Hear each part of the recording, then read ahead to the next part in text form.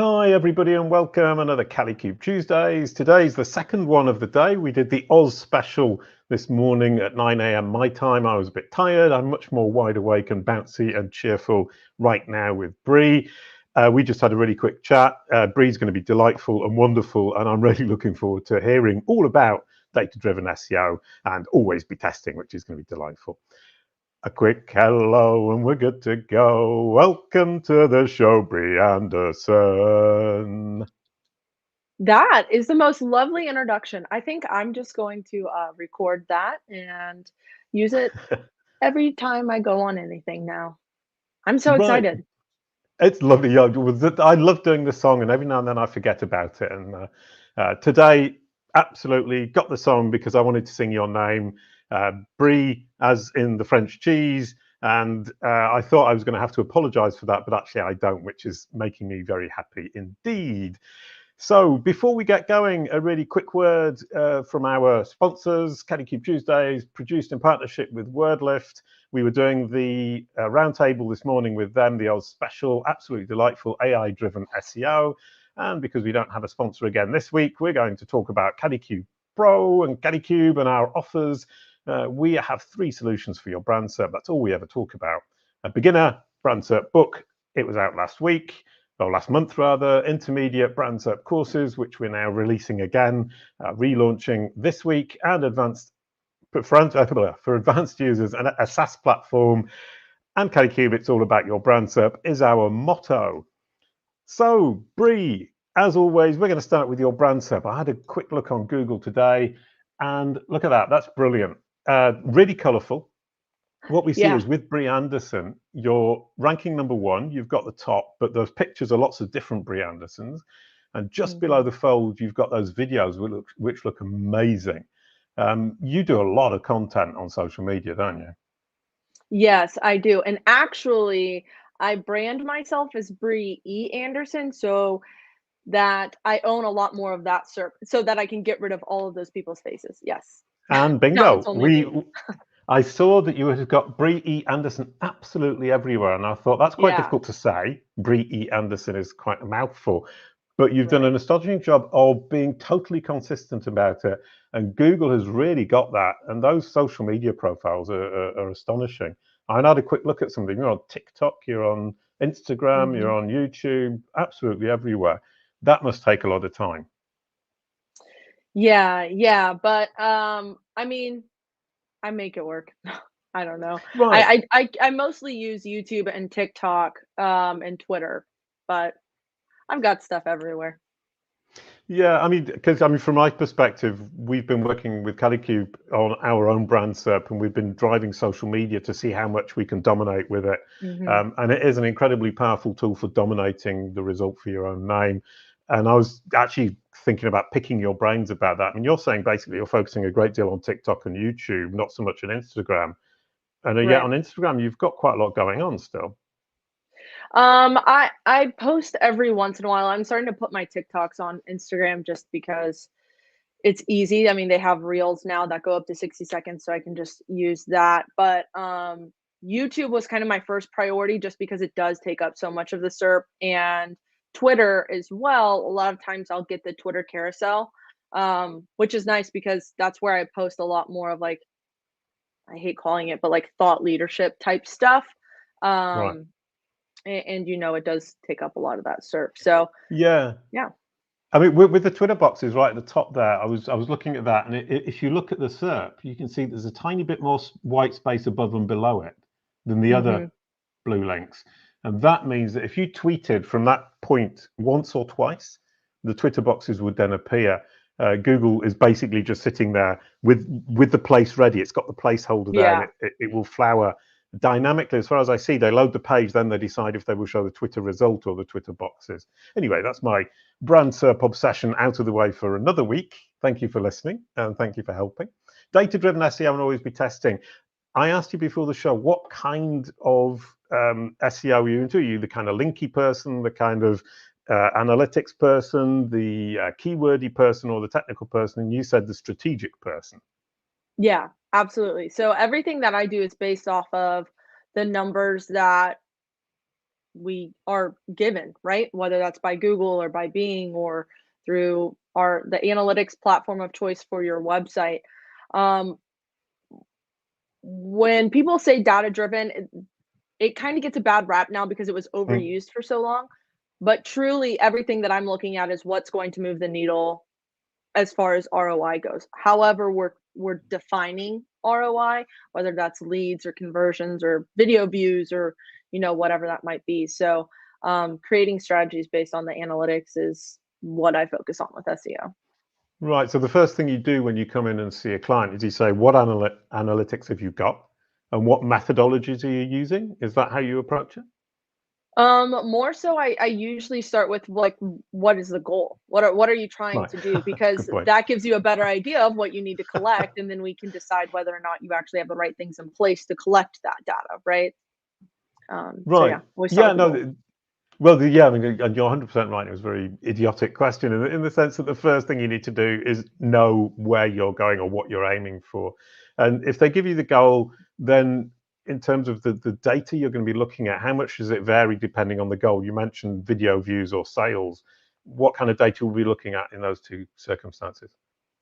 Right. So sales, I mean, it's a lot of obviously you're tracking transactions, revenue, add to cart, page views, all that kind of fun stuff. But then with if we're doing leads, maybe we look at did they get to the page that has the lead capture? Did they start filling out the form? Did they actually fill out the form? All those things. It's essentially just what's the goal? What's the quote funnel? What are all the steps? And Mm. that's what we need to make sure that we're tracking. But not everyone is, trying to do that. Maybe they're just trying to get phone calls and Mm. it's still the same thing. Did they see the phone number? Did they click on the phone number? Why didn't they click on the phone number? That kind of stuff. And I mean, how often do you see? I mean, obviously, if you're going to get data, you need to have these things tracked. I mean, a lot of clients that I've seen just don't track any of this stuff. They kind of Yes. play potluck.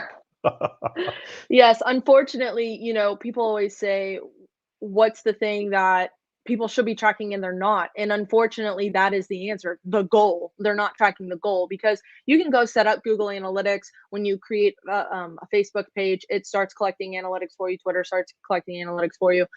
But to actually track the goals, you have to do the extra step, right? And a lot of people either don't know how to do it or they forget about it or they just don't go the extra step. And then they have all this data and really no decision making power because you don't know what actually led to the conversion.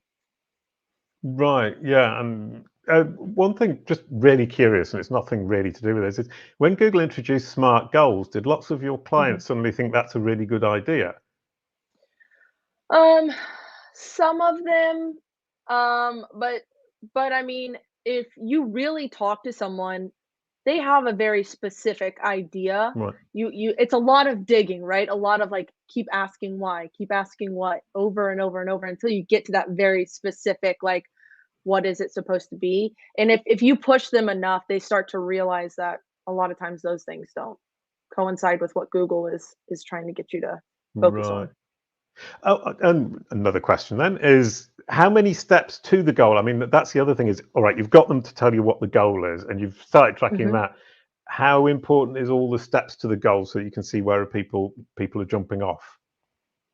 I mean, it's really important, right? Because you wanna like, if you have a funnel that leaks, you need to know where it's leaking, and if you're not tracking all the steps, you have no idea what like, where people are dropping off. So, generally, we try and track as many of those things as we can. A lot of that stuff, though, is kind of tracked by default, like page views for a specific page if you have a download on that, right? Right. Scroll depth is really easy to turn on, things of that nature. But what people, oh man, I just had something. Why is it important to track all those things? Um, I lost it. I lost it. It's gone. Right.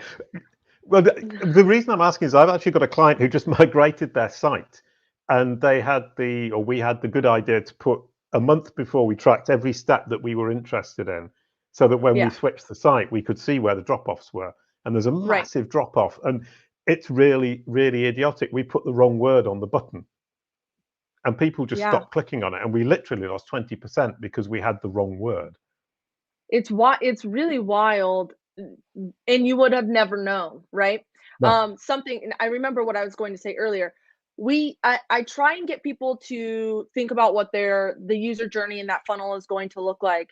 Right. However, a lot of times you can't just, I mean, with any data, you can't look at just one number or one set of numbers. You have to look at kind of everything and how it's all working together. But a lot of times we have an idea, even as SEOs, what that user journey is going to look like, what, the Mm. data is saying people are going to be looking up. And a lot of times we forget that we aren't the target audience, or that Google's not like the target audience necessarily. And those user journeys look a little bit different. So we always have to be taking into account too, like, okay, this is the funnel that we think people are going to follow, or the path that we think people are going to follow. But we also need to make sure that we're looking at all the other information that's being collected to see if we're missing anything. So Brilliant.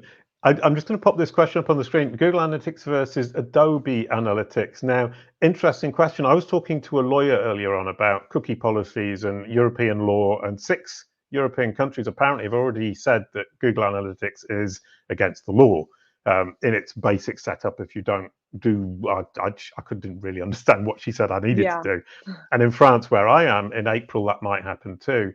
And it's a big battle between the American legal setup, the American laws and the European laws, and Americans visiting sites in Europe and Europeans visiting sites in America. I don't know how much you know about that, but it did make me think maybe I should get rid of Google Analytics and move to something else. Is Adobe Analytics any good? So I personally don't have a ton of experience with Adobe Analytics, honestly. My goal is to make analytics accessible to everyone, and so that's why generally all the education that I do is with Google Analytics for the most part. Now, something to be said about that, I am not a privacy expert by any means. I have No. literally no idea how any of that works. I do, what I'm told. I know what the privacy options are in Google. I don't know what the best practice is for Right. everybody in their own places. I will say that I do know that with the release of Google Analytics 4, they're focused on a cookie-less tracking policy, right? So Right. that's going to make a big difference, and I think Ooh. that's why they did push it out, was so Right. that they Oh, could be more compliant. that's really, really interesting, because it may well be the discussion I had earlier on was about the wrong Google Analytics, because I've actually installed Google Analytics 4 and I'm struggling with it. I find it really difficult to understand how to navigate. So if you can give me any handy hints. I mean, I couldn't even set up an event. It took me absolutely ages. Yes. And it now So works, Google but it freaked me out. Yeah, Google Analytics 4 is a beast, and that's a lot of what I'm doing right now with clients is just education on Google Analytics 4 because it is so vastly different from Hmm. Universal. And I did a show with Andy Crestodina, and before the show went on, I was talking to him and his co-host, and she said it perfectly. Her name always escapes me. I really need to look it up again. But she said it's like it's a marketing platform built by devs that wanted to flex at their developers, which is very true, right? It is very like it almost gets rid of the need for a developer, but you still have to understand a little bit about like web dev in order to like set up your events and set up, all of that kind of stuff. You can do it right in Google Analytics for, after you have it installed on your site, but it is a beast. I will say the thing that I've encouraged people the most to look into right now is find the reports that you actually like and need. And then on the left hand side, there's a secondary navigation, right? So you have the report explorer, advertising and configure, right? If you go into the reports, then you get that secondary navigation. It shows you lifecycle user Right. behavior. At the bottom, it says library. If you click on that library, you can customize the collections, reports, and topics. And that's what makes up your navigation. So if you have reports that you are like, these are the reports that I care about and want to see, and they're really hard to find right now, you can actually put them right into your navigation so that they're always there. Um, Right. And I found that that makes a lot of people's experiences a lot easier so that they're not constantly having to dig and remember where a certain report was, and all that kind of fun Right. stuff. I mean, because the reports they give you by default now are nothing like the reports they gave you by default Right. before, and you look at it and you kind of think, this doesn't mean anything to me. I mean, I don't know who decided what went there, but they must have been Yeah. pretty geeky. Yeah, yeah. So, it's pretty tough, but I mean, the good thing is, right, like there's so much that we're getting in Google Analytics 4 that previously was only available in Analytics 360. So things like a connection to BigQuery, you get Mm, anomaly detection, predictive analytics. I mean, that's wild. And these are right. things that in the past you would have had to pay a lot of money for. So there's definitely a learning curve. Shameless plug, I'm finishing up a Google Analytics 4 course right now where I am like just breaking it down into the most simple terms um, All for right. people. So hopefully that'll help. I know a lot of people are really like bummed about Google Analytics 4, but I will say it's better to get it set up now, even if you don't know, like even if you're not going to rely on it and use it all the time, because you start at zero. It does not pull any universal analytics Right. data over. It can't pull any universal analytics over because the data structures are different. So, Right. Yeah, no, and I remember somebody telling me actually you can just run the two together. And I went, "Oh yes. wow, Yep. yeah, of course." And so you put GA4 in now, you run it for Yep. 6 months, you get some data behind you, or 3 months, whatever it might be. You Hmm. learn how to set it up, and then you can get rid of the old one further down the line. It isn't either or, it's both for a while. Does that Right. work well for you? Exactly. Yeah, so that's what I had most clients doing. Now, if somebody's creating a new property, I just have them do Google Analytics 4 because I understand it enough to where I can just use Google Analytics 4. But I have most of my clients are still so dependent on Universal because it Hmm. has all of their data and it has it structured the way that they want it structured, and they can do, you know, month over month, quarter over quarter, year over year reports, which you can't do in Google Analytics 4 now. Um, but yeah, I mean, So most people should be how running both. yeah, and how do you get around the problem of comparing, for example, last year to this year if you've got them separate? I mean, Google Analytics 4 is going to take a long time to kind of settle in from the perspective is we're going to be wanting to look back a couple of years. Right, right. So, I mean, I just use Universal for all of those kind of comparison reports.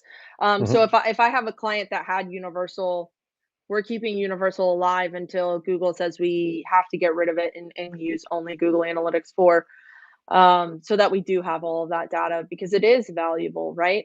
But Hmm. we also have to remember in 2012 when they went to Universal Analytics, it was the same exact situation, right? That we had Right. all this data on um, Google Analytics 2. I mean, I guess if we're doing it that way, and then we were forced to move over to Universal, and we just had to do it. Yeah. No, and there is a point where you just have to say, I bite the bullet and I'll do it. I mean, Yeah, I remember when it was Urchin, and I was actually yeah, using Urchin in the early that's noughties when it was wild. still Yeah, an open source yeah, platform. And one of those kind of lucky things is I installed it, and then Google ended up using it. So when they brought that first version in, I was going, "Oh, easy peasy. This is great." And now, I right. like 20 years later, I'm totally lost. Google Analytics 4 has totally lost me. Yeah, it's a lot, but, there are just so many, like, things that you can do to customize it, Hmm. but it's hard to get there, right? You have to spend a lot of hours messing with the platform to find it, but once you find it and you're able to customize it, uh, I find that, it can do most of the same things that we were able to do with Right. Universal.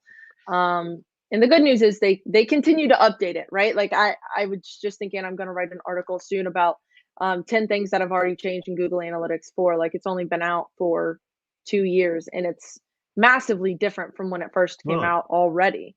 So Yeah. hopefully it Okay. I just mean, gets so better. I mean, the rule is bite the bullet, install it, start collecting Yeah. the data, start messing with it, or get somebody from beast analytics in to help you with it, to get you through that first stage. And I think kind of that's something people forget, is actually paying somebody to walk in and say, this is how you do it. This you explain what you want to do and they do it for you is not a false economy, as we say in French. Another question is, how much do you, coming away from the very geeky Google Analytics differences talk, when you're looking at this data, how much do you dice it down by different demographics? I mean, how much do you cut and slice and dice? Yeah, I mean, that's all dependent on the client, the situation, etc. Right? So like if we're talking about SEO, let's say we're talking about SEO and we're looking at blogs. As far as like demographic data goes, I'm actually very rarely am I looking at true demographic data as far as like gender, age, all that kind of stuff. I'm far more interested in the things that are going to impact SEO. So things like devices, country and city, Brilliant.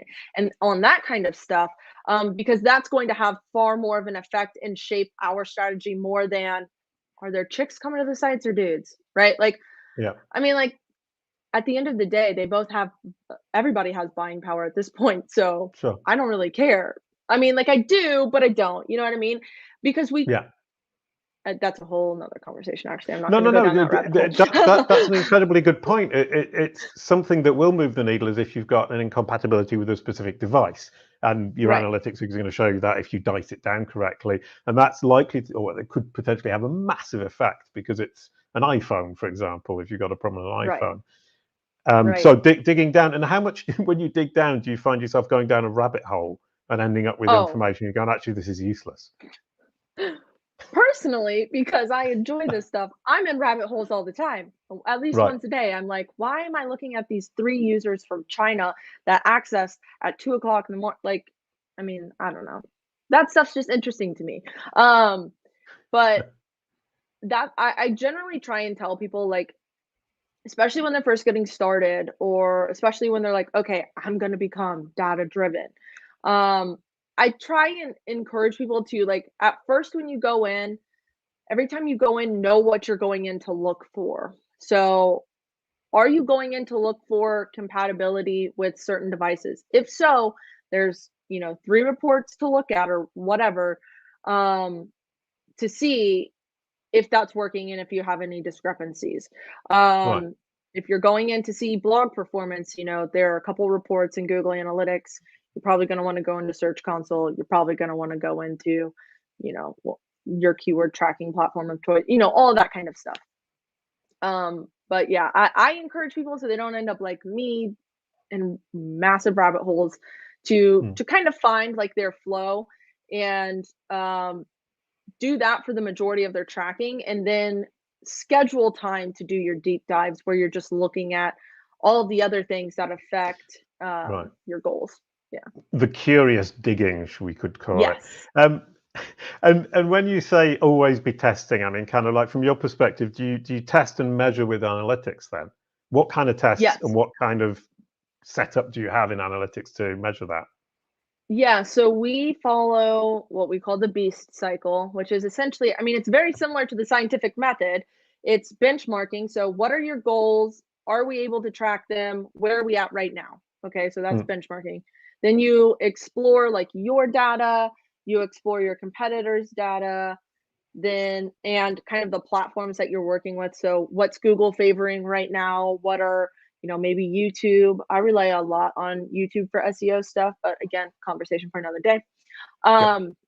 Analyze all of that information. So, what are the trends? What are the outliers? What's interesting? And then you strategize based on that and create your test. And then once you run your test, you start at the beginning and just keep doing it over and over again. And so for me, a lot of that testing is based on those KPIs that we collect during the benchmarking, and then we kind of do the exploring to look at, that's more of the that deep dive that we were talking about, right? Of schedule time to be curious and see what else might be affecting it. Right. And how much do you find that your clients want to change tiny little details all the time and that they never actually get any real baseline and then they keep changing it so they end up with kind of very fragmented data over a period of time? Nobody can remember when they changed what. I mean, it depends on the client, right? I mean, that's a Yeah. marketer's favorite answer is it depends. Um, Generally, if we can get someone to understand the actual like B cycle, testing cycle, we make it very clear that you have to have controls and you have to have variables, just like you would in a science experiment, right? Like if you change too many things, we have no idea Mm. what's moving the needle.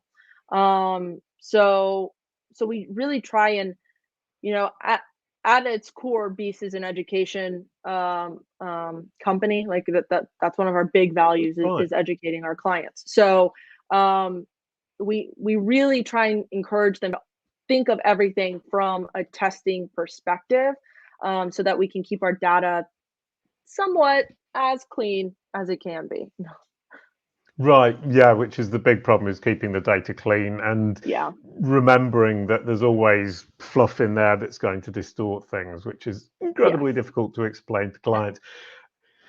That was brilliant. It was a really lovely ending because you explained. I love the idea that you're an education company, and I think that's incredibly important. We need to educate our clients because if we educate the clients, they won't be coming back with all these requests that I've been citing because probably I'm just not educating the people I'm working with sufficiently well.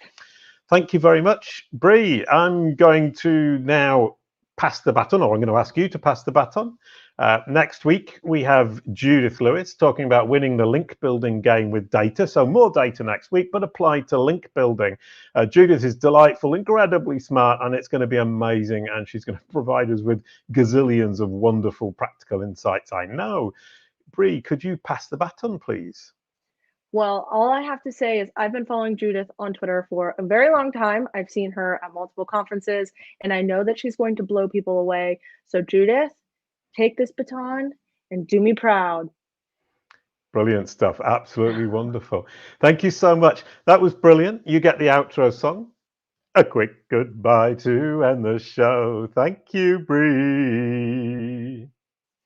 Yay! Thanks for having me. I really appreciate it. Brilliant. It was wonderful. You were great.